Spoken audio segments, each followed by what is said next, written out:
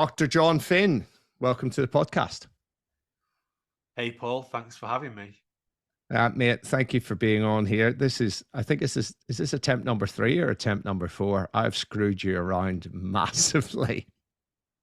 So, okay, I have good emotional regulation habits. So. And that is certainly something that we will get into later on now. So mate, you have got 3 psychology related degrees, including a PhD. So just tell people a little bit about your journey into, your background in psychology, the whole tougher minds thing, and then how you get into the whole science of habits. Yeah, well, actually, I'm part of the group that is the smallest minority that goes to university in the UK. I'm a white working class male, and I went to university, and most white working class males don't, which is an Hey, unknown me and thing. you both, mate. Yeah, Me and you both. we're There together, you go. but no one really recognizes that most working class males do not go to university. I was fortunate to have the opportunity, and I got advice to study something that I would enjoy. So I picked sports science. It was a growing subject back then, and I Mate, studied. what year was that? Interesting. Just as an aside. I started my undergrad in 2001. Okay. Yeah, I Yeah, studied sports science as a master's in 1995, actually, over in yeah. University of Georgetown. So I'm sure you would have been that would have been a real early It was, early yes, adopter. very Yeah. early course. Yeah, absolutely. Yeah, so I studied physiology, psychology, motor control. That's the science of how we learn, nutrition, and I was a decent rugby player. So I got selected for the training squad of the national student team, and essentially I had a big choking episode before a very important match, where Yeah. all I had to do was catch the ball. I was fullback. All I had to do was catch the ball. It was a wet, cold, windy day in the north of England. But all I had to do was catch the ball. I was literally stood underneath my own posts. And all I could say to myself was, don't drop this. Don't drop this. Don't Oh drop this. no. And, I didn't even drop the ball. I just completely missed it. I mean, it must have landed maybe 5 yards away from me. And the opposition scored a try. I got substituted. And I was kicking myself because I'm thinking I'm learning about sports psychology and how to think in a more effective way. I need to take some of those ideas and actually implement them into my own performance. And around that time, probably just a bit before that, actually, I'd ruptured one of the quad muscles in my right leg. So it Nasty. just meant that really I couldn't train anymore. I was only 19 at this point. I couldn't train anymore to the level that I needed to play even decent level rugby. So I And thought, was this well, when you say rugby, John? Given that you're from Leeds, is that rugby league? that was rugby league, yeah, but I Yeah, I played both thought codes so. actually. Yeah. Oh, you played Played a both bit of both. codes. Oh, wow. Played both codes, yeah, yeah, yeah. But I thought if I can't compete on the field at a high level, I still continue to play. But I thought professionally, this sport psychology thing seems really interesting. So I ended up I did my dissertation in sports psychology and did a master's in sports psychology. And then off the back of that, I went to work in elite sport. I went to work for a technology company called Prozone that was one of the first companies to monitor player behavior on the field. So they would track Premier League footballers' actions and how far they were running and all this kind of stuff. Now we have GPS units that are plugged into built into the players' shirts or strapped onto them. Back then, we were using cameras and trigonometry Oh, to wow. work out how far they were running. But I was working with the coaches to show them how to use these tools. And I ended up getting taken on as part of the backroom staff with my psychology skills. And I was working in professional football and rugby, cricket, golf, all those sports. And I got in one of the football teams I was working with. We won the league. We won the League One title in UK professional football in the English league. Is that Again, the so this old is Division 1, was it? yeah. So this was no, this is Premier League, Championship, League One. Oh, that's right. When they changed Yeah, all of it, so, right? so we got promoted into the Championship. But the team I was working for were more favourites to be relegated than get promoted. We won the league by spending 58% less on player wages than the teams that came second and third. Wow. And it was a record in the UK for the least amount of money spent on player wages for the most amount of league points gained in professional That's awesome. football. Who are you allowed to say the team, or is that Yeah, that was commercially so that confidence? back then it was it was a team called Scunthorpe United. Oh, I know Um, Scunthorpe United. Yes. I worked for a guy called Brian Laws and a guy called Nigel Adkins, Right. Yeah. who's went on to be a very successful manager. But one of the interesting things we were doing at Scunthorpe was we were recruiting players from Premier League teams, um, 18, 19-year-old guys that were very good, like elite academy products, but they weren't better than Wayne Rooney or Steven Gerrard, and they weren't getting in the match day squads of their own teams. So we'd often take those kind of players on loan. If we liked them, we'd sign them maybe for Yeah. about £100,000 or something. Young, And what I hungry found players, right? Hungry. well, yes and no. What I found really interesting was that some of these guys that we'd signed a few years later, like one of the guys we bought for £100,000, 2 years later we sold him back to the club we bought him from for I think it was £3 million. Wow. Seismic difference in what we Yeah. paid for him versus what we sold, and he was their product. Other guys, 2 years later, nobody would even pay a professional wage to. And not just necessarily at our club, but you saw that trend, this whole Mm. challenge between the junior to senior career transition. Why is the guy or the girl who's best when they're 18, 19, not even part of the playing the sport a few years later? So I basically did my PhD to learn more about that. I did my PhD on these junior to senior, academy to first team transitions.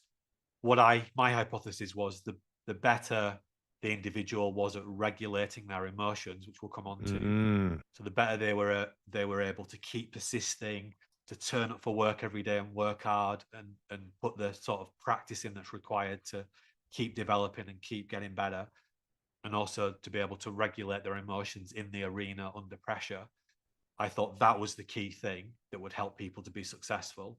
And what I was interested in was nobody was formally getting taught how to do that. They were getting taught how to kick footballs. They were getting Mm. taught how to physically condition themselves, but they weren't getting taught how to mentally condition themselves. So I was interested in that. And I was also interested in, can people actually learn to get better at this? So the third study of my PhD was a guy called Johnny Bairstow, who is one of the best cricketers in the world. Mm. Oh, I'd yeah. say he's the most dangerous batsman on the planet. When he was 18, I spent a year with him, tracking he was basically the first full year of his first professional contract at Yorkshire. He was on paper the best player in the world in his age group, according to the Wisden Cricket Guide. So I was interested in, can someone like that learn how to get better at regulating their emotions? And then what I also was interested in is, can you habitualize that? Can you automate Mm. regulating emotions? So I had this background in elite sport. I did this PhD work. Some private schools in the UK got really interested in my PhD work. We were approaching 2012, the London Olympics. This group of schools, they put up money periodically to bring in experts. They called it fellowship. So they put up some funding for a performance psychology fellowship. They said, can you come to there were these boarding schools. Can you come to our schools and embed a performance psychology program to help to develop our young people? A guy who's deeply connected to that, it's called the Haberdashers Livery Company, based in the City of London. The guy who's deeply connected to that is a guy called Sir Colin Moynihan. He was a Mm. very grand Mm. title, but he was an Olympian himself. He's Yeah. I think he won a silver or gold medal as a cox. He was sports minister, and also at that time he was the head of the British Olympic Association. So he was heading up the UK games, and he said, I've always benefited from sports psychology, performance psychology across everything I've done in my life. So why wouldn't you teach these skills to young people? So I got this blank piece of paper to do that. It got a lot of media coverage because it was a novel approach, and other schools wanted that program. And this is where I created the Tougher Minds consultancy. And then when we went into schools, we also taught parents so that they could support their children. And the parents, so in the City of London, would say, this is miles better than the training we're getting at work. Can you come into our work and do this? Yeah. So that took us into the global businesses in the City of London, these Premier League businesses. And that was, I suppose, the final part of the jigsaw for us. So elite sport to education to business. And then essentially, the more, I got taught that if you could get someone to know what they needed to do to be at their best, whether that's to perform under pressure or to turn up for work and do well everywhere, or to focus or to manage confidence or to be a great leader, if you get people to know what they needed to do, then you're in business. And this is how the vast majority of coaching still operates. Coaches use tips and tricks, and they use what we call verbal persuasion. So you want to improve your ability to manage stress, you get some tips and tricks, and then the coach encourages you to use them. You agree, okay, I'll give that a go. And then you come back the next session and nothing's changed because you forgot to use the tips and tricks. And then you think, well, actually, I'm not getting much value from this coach, so I'll go work. I'm not going to work with them anymore. The reason that doesn't work is because it goes in one ear and out the other, and it doesn't change our brains. So what I've had to learn is that if we really want to help people to do better, we've got to help them to rewire their brains, or in other words, build better habits. And habits are really misunderstood. People talk about, oh, habits are 60% of what we're doing, or they're 80%, or maybe they're even 85%. Most of what you're thinking and doing right now is automatic or semi-automatic thinking and doing. And that's when I say, don't think of a white elephant, you don't have to think about it. It's already there because we run on autopilot. We've got a tiny window of consciousness, maybe 2%, but that's at our best. That means that 98% at least of what we're thinking and doing is automatic or semi-automatic. Most of the time we're running on 100% mindless automatic thinking and doing, and increasingly so in the challenging world that we live in. But essentially we learn that we created this fantastic program. We got great feedback, workshops, coaching programs. But we knew that when we left the building, working in the UK, working in America, working in Europe, we knew when we left the building, some of that positive impact diminished. And that's why the last, I suppose, the thing we knew we needed to do to supercharge our programs were three things. One is create a manual, and that's the Habit Mechanic book. Yeah. So this is a Bible for how to change your behavior. That's available. Anyone can use that. Anyone can go get it, but we use that as a cornerstones of our change programs. We've got our app, which means we can gamify and we can extend some of the tools, and in digital format that can be more powerful. So we've got the book and the app. And then what we've also started to do in the last 8 months or so is to certify people to become certified habit mechanic coaches, so that we can leave people in the building, if you like, that can continue helping and supporting people. So we've used our insights from behavioral science. We know that habit mechanic, we know that habits are driving everything. So we created the habit mechanic system. Our goal is to help people to unlock what we call their 25-hour brain. And we've got our 9 action factor model that we use to help people to do that. So that's a summary of my journey so far, Paul. And so why the habit mechanic? I suspect that word is very, very deliberate. So what's behind mechanic? Yeah, so if your car's broken, you go to a mechanic who has an in-depth understanding of how car engines work. how car engines work is not about opinions, and not everyone say is equal. There is a set of physiological of physics Yeah. driving how car engines work. Well, it turns out that there's a set of rules that govern how our brains work. Yeah, we live in a world where it seems like everyone has a valid opinion about human behavior. Mm. We've moved past that now. The trouble is that I was really lucky when I did my masters. I did it at Manchester Met, and that's a 5-star research institute for sports science. We had a physiologist there working with NASA, looking at muscle atrophy. We had Olympians training there, people like Paula Radcliffe taking their physical development to the next level using sports science.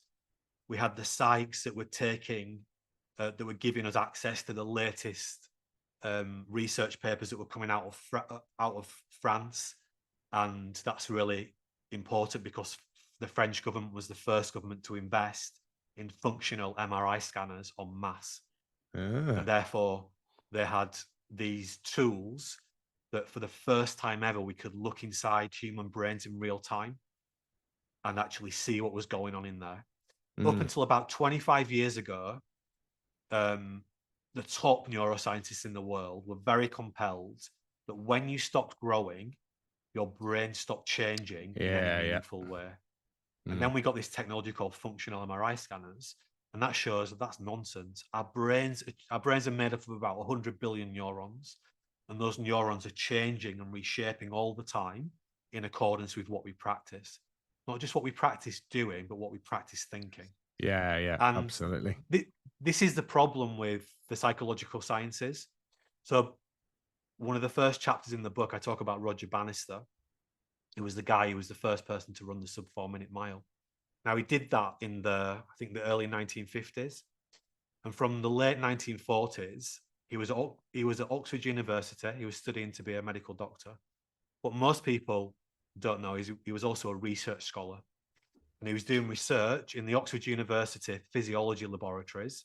I'm actually stood on not to show off, but I'm stood on a workstation treadmill right now, so I can Oh walk yeah. on my treadmill. But this treadmill that I'm on right now in 2023 didn't look dissimilar to the kind of technologies that Bannister was using with his research subjects. So he was interested in the role of oxygen in distance running, and he was testing this. He was putting gas exchange monitors on, etc., measuring peripheral indices, as we talk about in physiology, and he learned that about this crucial role of conserving oxygen in his running discipline. And that's why he changed his running style. He's got a weird running style.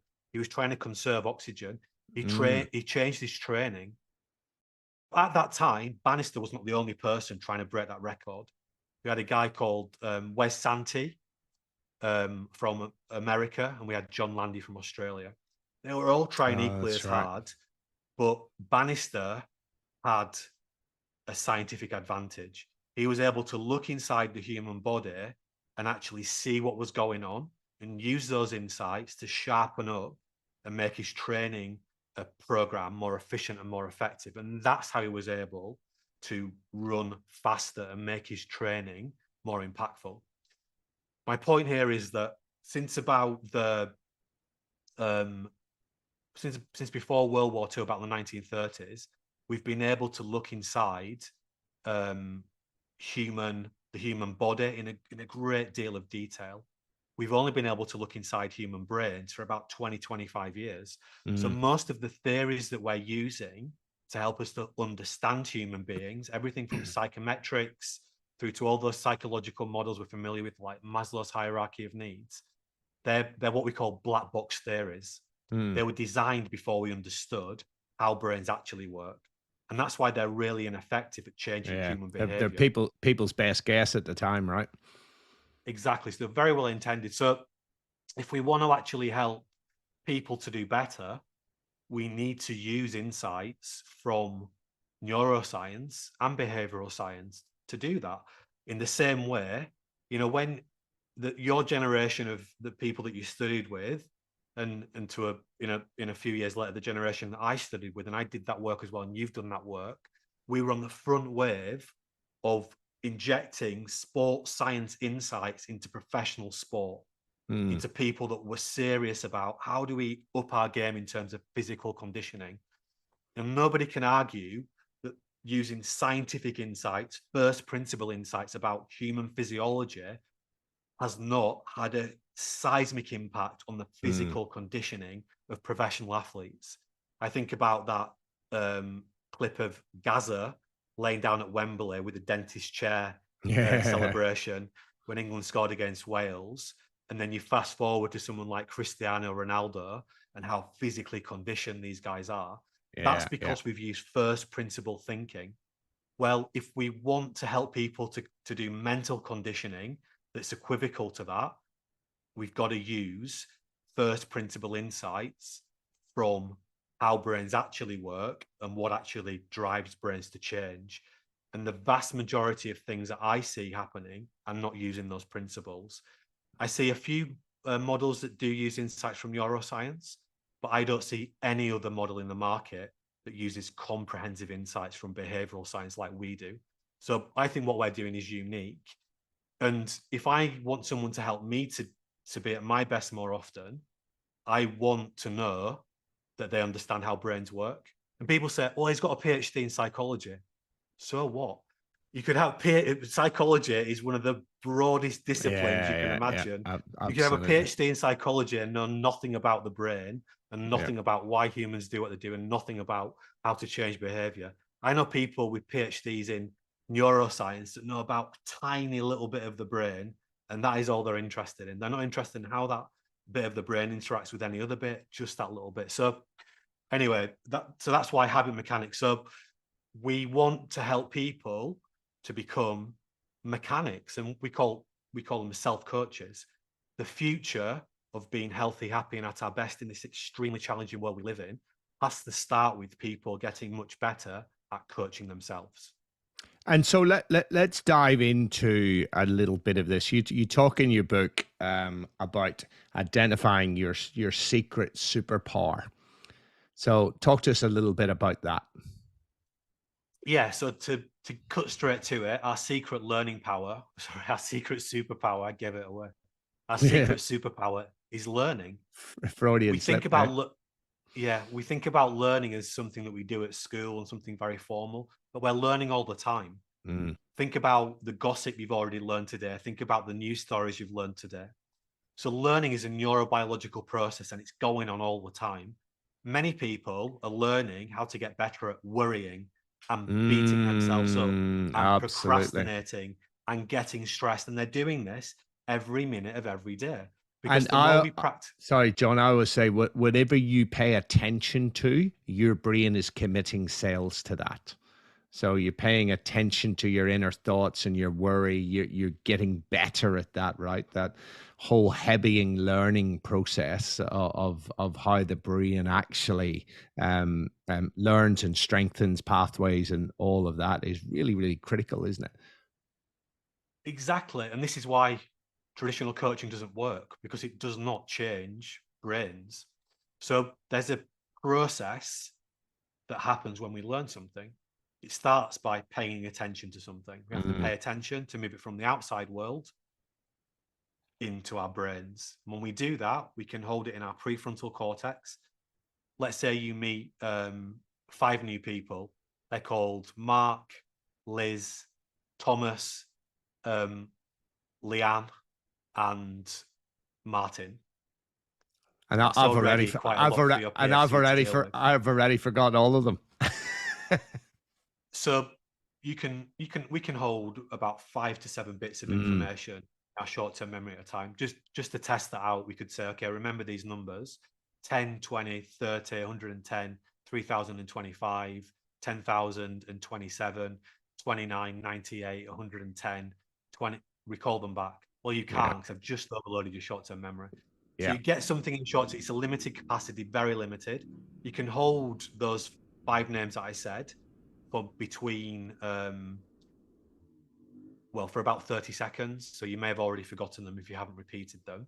Mm, If you repeat them again, you say Mark, Liz, Thomas, Leanne, Martin, you start to push them back into your longer term memory, and you start to lay down some cobweb-like connections. These Yeah. are neurons. And the more you repeat those names, Mark, Liz, Thomas, Leanne, Martin, Mark, Liz, Thomas, Leanne, Martin, the stronger those connections get. And they move from being like cobwebs to cables. So whatever you're practicing paying attention to, you are changing your brain in that way. So it's our superpower, because the challenge is that when we're at school, we get taught that we're either good at something or we're not. But Yeah. that's a nonsense. Yeah. That's Um, right. People like Anders Ericsson has showed Mm. just how the great Anders Ericsson, who I've studied with, showed just how powerful practice is. And then we started to understand epigenetics. Yeah, we have raw genetic material, but it's hugely conditioned by our environment and what we practice. So wherever we are with something, and this science doesn't say that everyone can run as fast as Usain Bolt.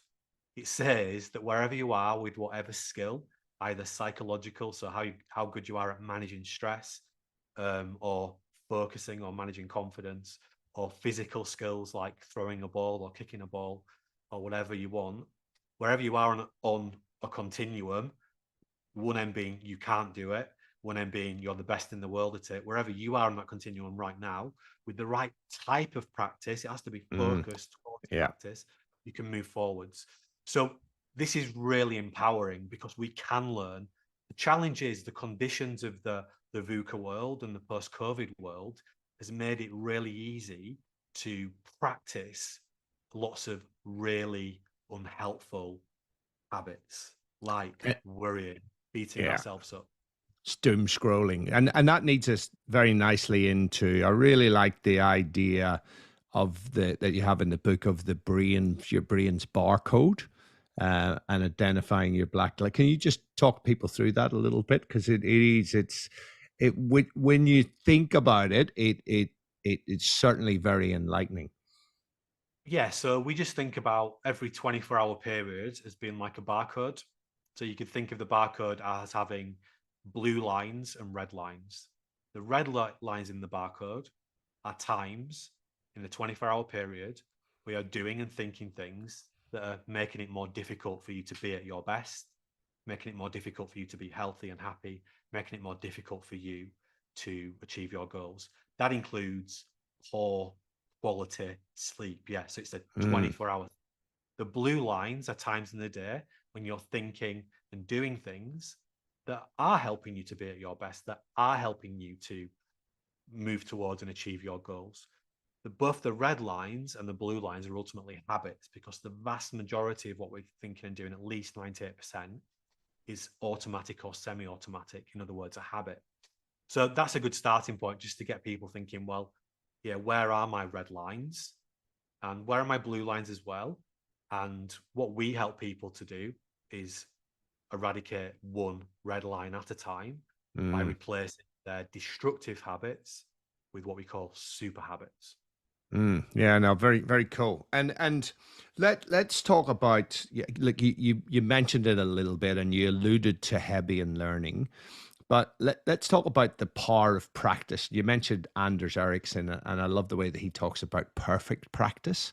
So, what are the some of the right conditions for practice, or some guidelines around practicing anything, right? Whatever behaviors or habits that you want them to be.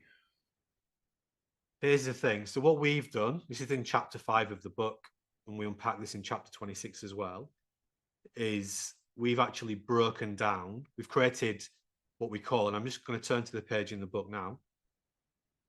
We call these the 10 intelligence factors. These are the factors that are key for practicing something really well. And if you know what they are, you can recognize whether they're blocking your learning or they're hindering your learning. So intelligence factor number 1 is, and let's just say I want to learn. What do you want to learn, Paul? You're struggling to learn.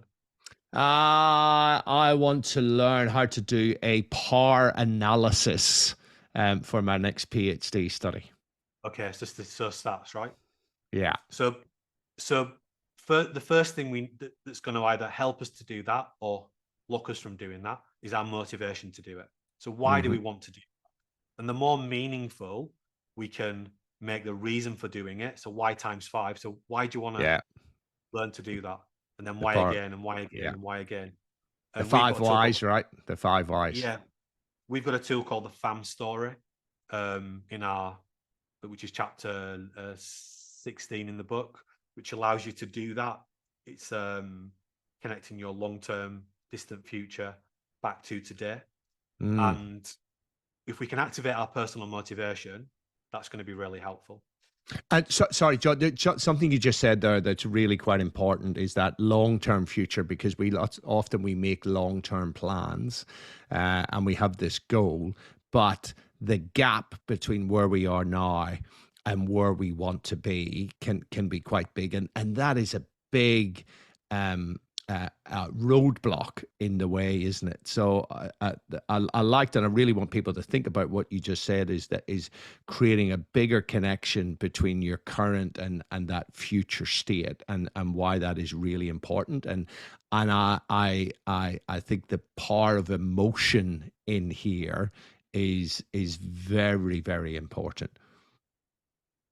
Yeah. So a few quick questions to get you thinking about connecting your distant future to now is what do you want to have and achieve in the distant future? Some people say, well, I don't know. But equally, I've never met anybody that doesn't want to be healthy and happy in the Mm, distant future. Our visual for this is an iceberg. So that can be the apex of the iceberg.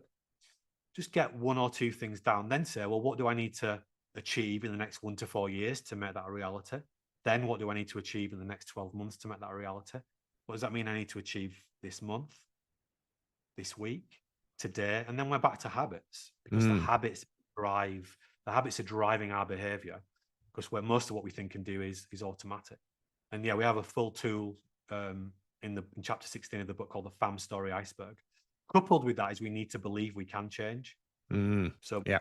and that's what hopefully we've demonstrated already. Factor 2 is your diet, your exercise, and your sleep. If you're not getting those things right, your brain won't be working very well. Mm, And mm. therefore, learning anything new, taking anything from the external world and turning it into neurons, biological matter in your brain, will be very difficult. Connected to that is your emotional state whilst you're learning. Because Mm. if you're sitting there trying to learn the statistical model and how to do it, but you just had an argument with your partner or someone's annoying you in the background, you're not going to be able to pay focused attention onto the thing that you want.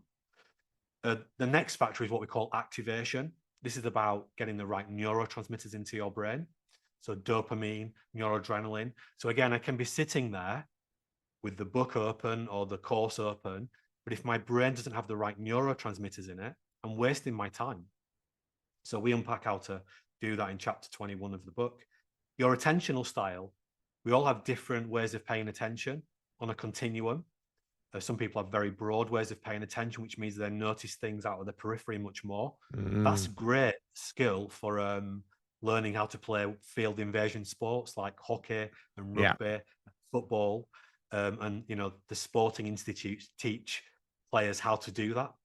On the other end of the continuum, some people really naturally focused right what's in front of them, and that's really powerful for academic learning, because in academic learning everything's right in front of you, Mm. the book, the teacher, the screen, the board, and we can learn how to change our attentional style because it's a learning thing. And by the way, John, they teach a lot of elite athletes, particularly field sports, about how to do that and how to switch between broad attention and focused attention. Because, say, it's football, soccer for my Australian listeners, you need to focus right in on the ball whenever it's there, but also be aware peripherally of where people are around you and very quickly be able to switch attention from narrow to wide. And that's a real skill of elite sports people, isn't it? And they practice at it. Exactly, and it's becoming more difficult when we've got a generation of being brought up Mm, paying attention like this to the screen in front of that's it. them. So we get good at what we practice, and attentional styles are changing because the way we're practicing paying attention is changing. Attentional styles are getting much shorter, for example. Next one, number 6, I'll do a quick recap after I've gone through them. Your working memory and your memory recollection capacities. So we just gave a demonstration of that before, but it's a learning skill. You see those guys who can remember seemingly ridiculous amount of things, that's a trick. They've learned how to do that. So we can all learn how to extend our memory capacity. But again, we live in a world where we don't have to remember it that much because we just Google something That's and we right. get it. So that's changing as well. The brain, 7 is the brain friendliness and the quality of your learning material. So some people find it difficult to get things from academic textbooks because the language and the layout isn't that helpful. They'd much rather watch a YouTube video of the expert talking about it. So some formats are going to be much more friendly for your learning style, if you want to think of it like that, than others. So we've got to be consuming the right type of learning material. 8 is the skill of your teacher. How skilled your teacher is going to have a huge impact on how quickly you can learn something. Quick example, let's say you want to learn to drive and your instructor is someone that just passed their test last week, or your instructor is someone that's been a driving instructor for 30 years. You know, who's going to give you the best chance? Question 9 is the quality or the volume and quality of your prior learning. So if you want to get good at power statistics, then having a good basic grasps of basic mathematics is going to be essential, because all learning is a building block exercise. To understand that, you've got to understand some basic things that sit beneath it. And often we miss that out when we're trying to learn difficult things. We haven't got the basics in place, which is what I learned when I was learning stats at university, is that I was trying to go too far ahead and I had to come back to some of the basic building blocks. And then 10 is the volume and quality of your current practice. So how good is your current practice? So when you're sitting down to do an hour bout of learning, how much time are you actually spending doing that? And we break down how to do that really well in chapter 26 of the book. So quick recap, the factors, the 10 intelligence factors, these are the factors that are supercharging your learning or blocking it. Are number 1, your motivation. Number 2, your sleep, your diet or exercise. Number 3, your emotional states whilst learning. Number 4, your activation levels whilst learning. Number 5, your attentional style. Number 6, your working memory and memory recollection capacities. Number 7, the brain friendliness and quality of the learning material. 8, the skill of your teachers. 9, the volume and quality of your prior learning. And 10, the volume and quality of your current learning. Who said this was simple, Paul? It's not. It's highly complex. And that's why when we understand how brains actually work, we've got a much better chance of making positive change. You know, the only one I would add into that, and it's not a change, it's an addition, it's an and, as well as the skill of the teacher, is the affinity that you have with your teacher. I did a podcast recently with a great cognitive neuroscientist who's done a whole heap of research on learning, and he's shown that if you have an affinity with someone, you learn much, much better of them than somebody that you don't particularly like. And it actually changes what you hear from them as well, which is really important. And people will get that, right? When they had really good teachers that they liked, they learn better from those teachers. And we all have that teacher from when we were at school that we didn't like. And typically we were pretty poor at the subject. Let me tell you why that's in our model, and show you why coming at it with the brain in mind is more helpful. If I like my teacher and I have an affinity, it means my emotional states and my activation levels will be tuned up. So that's what that is doing. It's getting my PFC working. However, if this guy here sat next to me, I don't like, I had a fight with him yesterday, and this guy here is his mate, and he's threatened that he's going to fight with me later on today, it doesn't matter what affinity I have with that teacher, my brain's going to be on threat detection for these two guys. So this is why we have to come at things with the brain in mind. So yeah, I'd say our model absolutely covers that, because that's about getting the right emotional state. The affinity with the teacher makes it easy for your brain to work well. And of course, we know that this is key for fantastic performance environments. It starts with trust and safety, psychological safety. Why? because it helps our brains to work well. And that means that our threat detection brain, what we call the limbic regions, are not dominating everything, but we can use our tiny little PFC properly and therefore engage. So you Sorry, go on. talked about emotions, John. Something that's really important, and we mentioned it earlier on, is around emotional regulation. And I know in the book you've got a bit. I think it might be a two-step process from memory, just around emotional regulation, and which is tied in a little bit with self-control. And I don't know if you're familiar with the Dunedin experiment that's been going on, that longitudinal study in Dunedin, where they've been Yes. following people for decades and found It's in that my this. PhD reference. Yeah. Oh, there you go. The single biggest predictor of success in life is self-control or self-regulation. So I know it's the holy grail, right? This self-regulation or emotional regulation. Um, so what little insights can you give to people about how they can improve their emotional regulation? And do you make a distinction between emotional regulation and overall self-control? Is it a subset, or is it the same thing? Yeah, good question. So this is the problem with academia, is that they take quite a simple concept Mm, and they create 1,000 different words for something. Self-control is a term that's probably been made most famous by Roy Baumeister. yep. Professor Roy Baumeister has been, I think, referenced something like 400,000 times. He's a If you don't know legend, anything right? about academia, that's a lot of referencing. Yeah. Um, so he's a social scientist. So in social science, let's talk about self-control. In neuroscience, the exact same construct, they call it emotional regulation. Mm, It's the same construct, right? So what does it actually mean? And the outcome of getting good at that is what I would call being resilient. So self-control, emotional regulation, I like emotional regulation, means that, and the reason that emotions are so powerful is because they are the premium mm, signal that drives what we think and what we do. They yeah. are immediate biological signals. Emotions, even though you might not think about them like that, emotions are driving everything that you think and do. All the So, unhelpful stuff and all the helpful stuff.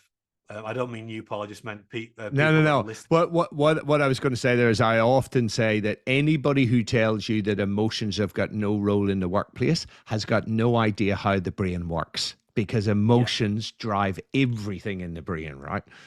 So this is it, and that's why if we can regulate our emotions, we're in business. So um, they're driving what we think and what we do. Sometimes they're helping us, sometimes they're not helping us.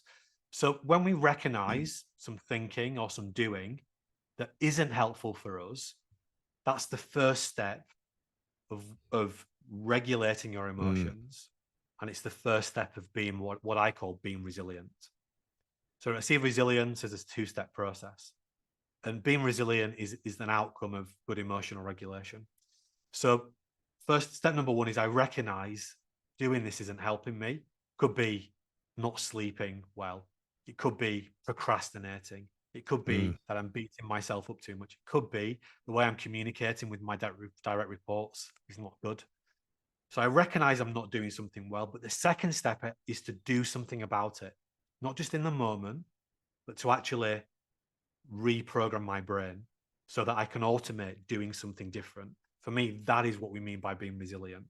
And the process to doing that is regulating your emotions or deploying self-control. But emotion regulation and mm, self-control are the same yeah. idea. And we can see, like, Burmeister's research is very clear.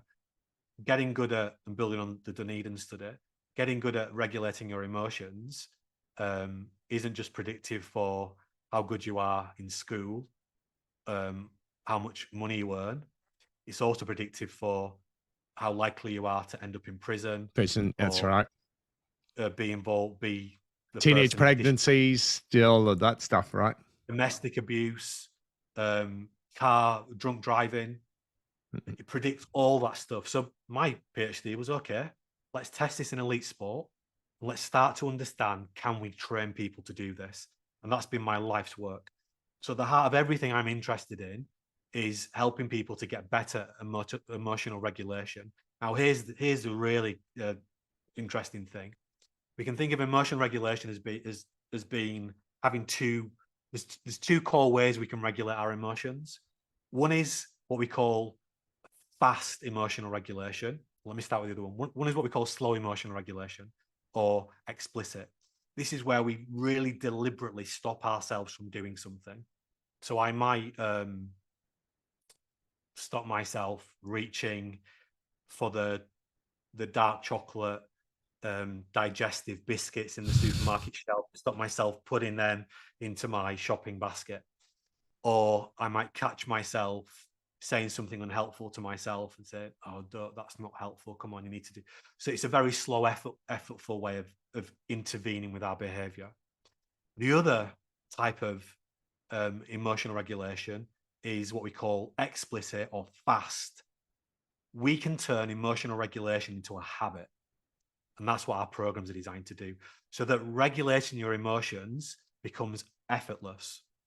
So that even though I can't be bothered going for a run in the morning, I still go and do it because I've programmed myself to do it. Even though my brain's saying, do you really want to be going outside today? It's freezing. It's easier to go do it than not do it. And that's when you know something's a habit. So we can turn emotional regulation into like a super habit. And that's what our program is designed around. But when you talk about it in those terms, it feels a bit intangible and I'm not quite sure what you mean. That's why we break it down into these.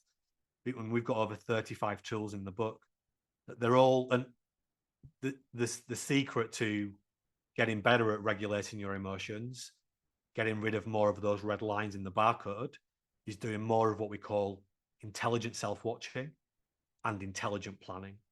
So all the tools and systems we've designed are all designed to make it easier for you to regulate your emotions by doing more intelligent self-watching and more intelligent planning. And how long, tell me this, how long did it take you to put this book together? Because there's so many analogies in it to explain how the brain works that I was just looking through it going, oh, that's pretty cool. Oh, that's interesting. Yeah, that's. I mean, this must have been a process of somebody who's written a book. This must have been a bloody long process. I take it there's a whole heap of your PhD and more then distilled into one book. Yeah, it's taken over 20 years to write this. I'm Really? There's insights from here that I got from my undergraduate work. So the Habit Mechanic book is not, here's a few ideas in the next chapter, here's the same ideas told in a different way. It's not one idea repeated 10 times. Yeah, that's right. This is all the training we've developed over the last 20 years written up into a manual that anyone can use to self-coach, or that we also use to train coaches to embed into their coaching practices, or people that want to be coaches, because we train people to become certified habit mechanic coaches. So yeah, it's all that stuff. So every idea in this book has been tested on at least over 10,000 people, put into practice in the field. That's how these ideas were developed and refined, by trying, testing. So yeah, it took a long time to put together.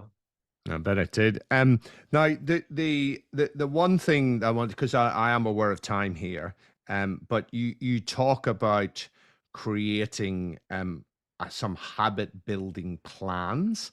Can you just give our listeners a couple of tips that they can do around that? Yeah, so people are familiar with the word behavioral science, which is a huge body of work. And the landscape of behavioral science globally is lots of experts in academia who've developed their own model of how to influence human behavior. And over my journey of 20 years working in this space, I've looked at all those models and I haven't found one that explains everything about why humans do what they do. The trouble with academia is that, and I've been an academic, is that it's very easy, because we are incentivized to do this, to stick with a model and just defend your model at all costs Mm. and say why everybody else's model is rubbish, instead of kind of working in harmony and working together and plugging things together. So what we've created in our approach is what we call the 9 action factor model. These are the 9, and these are all drawn from these leading experts, drawing their models together. We've plugged them all together, and the 9 factors is probably easiest explained through a learning to drive example, because learning Yeah. to drive is a complex behavior. So, the way that we typically try to change our behavior is via verbal persuasion. Say, well, it'd be a good idea to beat myself up less. Here's some tips and tricks. Yeah, I'll go do that. A week later, nothing changes. A week later, nothing changes. In fact, the thing that's changing is I'm getting better at beating myself up because I'm carrying on with the old Mm. automatic behaviors. So imagine you want to learn to drive. Someone says, here's a few quick tips and tricks on how to drive. Go on, get on with it. You'll be fine. Learning to drive is a complex behavior, like learning how to manage stress, or learning how to be more productive, or learning how to build better sleep habits, or learning how to be a great leader. So it's a good example to use. When we learn to drive, we're using all of these 9 action factors. So the first factor is what we call tiny habits, which people will be familiar from a BJ BJ Fogg's Fogg. work. Yep. So tiny, we can make changes. Our brain can change. We've already talked about that, but it's tiny changes. We have 100 billion neurons. Human beings cannot conceptualize what 100 billion looks like. It's too big for our brains to understand. We can make tiny changes though. So when you learn to drive, that's what happens. In your first lesson, most people don't even drive anywhere. They just work out where things are in the car. When we're trying to learn how to manage stress, or let's say lose weight, if we can't do it after the first few days, we give up and we beat ourselves up. So we got to break things into tiny little steps. The next factor, that's because our brain's number one operating rule is to save energy. So it's trying to conserve energy all the time, and it only wants to do things that give it a fast reward. That's why tiny is so important. Next factor is what we call personal motivation. We've already talked about that. Mm-hmm. If people have learned how to drive, there was a bigger, more meaningful reason why. So they had to get the kids to school, had to get to work, wanted to be the first person in their peer group to do it.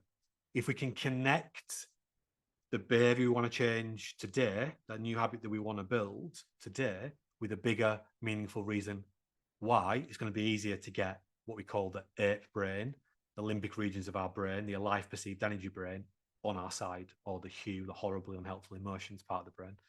So we've got to deal with that. The next factor is what we call personal knowledge and skills. You may have all the motivation in the world to want to learn how to drive, but without new knowledge and new skills, you can't do it. That's why you have driving lessons. And that's the same for all the complex behaviors we want to build.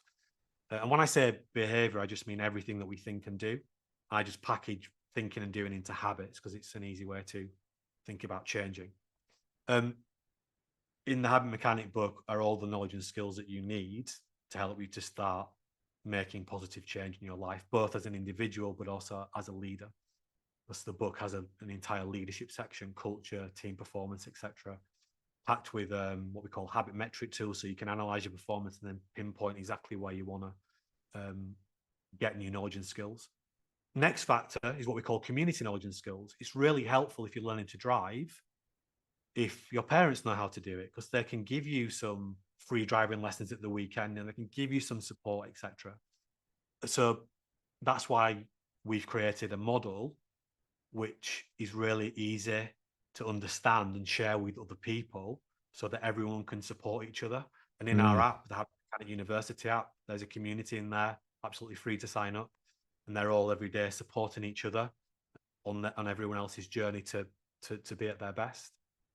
The next factor is what we call social influence. So if you want to learn to be a great driver, then and your father doesn't think the speed limit is a valid idea, or your mother doesn't believe in car insurance, they're not going to be great role models for you learning how to be a great driver. So what people around us are doing is influencing our behavior. So we have to be aware of that factor. Next factor is what we call reward and penalty systems. In the driving example, if you drive well, you get rewarded. You get your license. You get to keep your license. Your car insurance goes down. If you drive poorly, you might never get your license. If you drive poorly and you've got your license, you get speeding points. You get monetary fines. Your car insurance goes up. Eventually, you lose your license. So we're driven by these reward and penalty systems. So we've got to tap into those proactively and make them work for us instead of against us. Triggers. This is sort of nudge theory stuff. Yeah, we're being triggered and reminded all the time.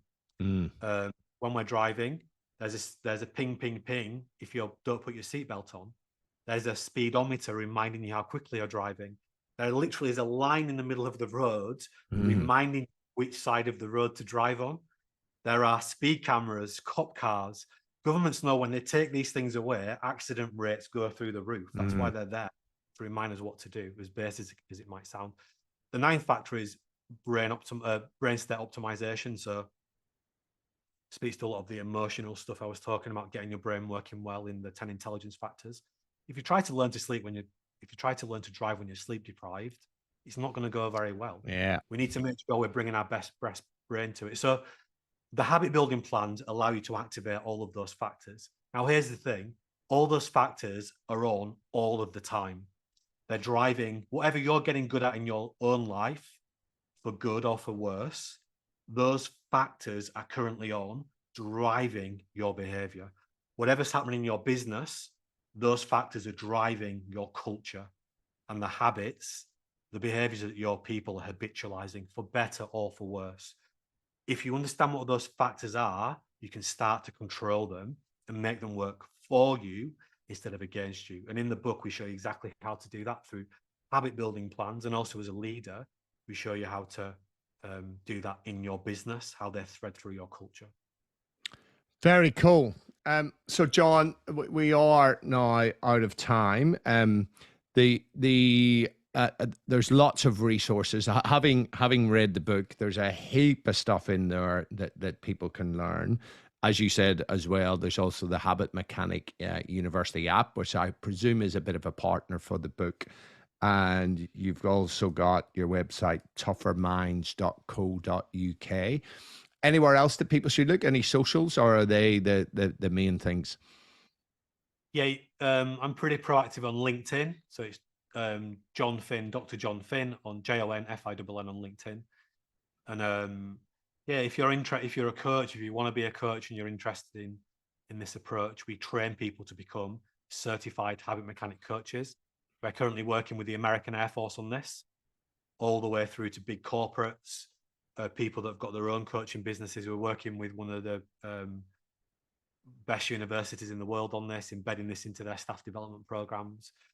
The people that have already got their own coaching businesses, including sports coaches, and then people that want to be coaches. So that's a great way of actually using this tool in your business or soon to be business. My mission is to make it as easy as possible for people to be at their best by using insight from cutting edge science. So I spend most of the time training others how to do this in their own workplaces or with their clients. Very cool. Jon, thank you. Thank you for your patience in me rearranging you left, right, and center. And thanks for all of your wonderful insights and your many, many years of work helping people to sort their shit out, shall we say.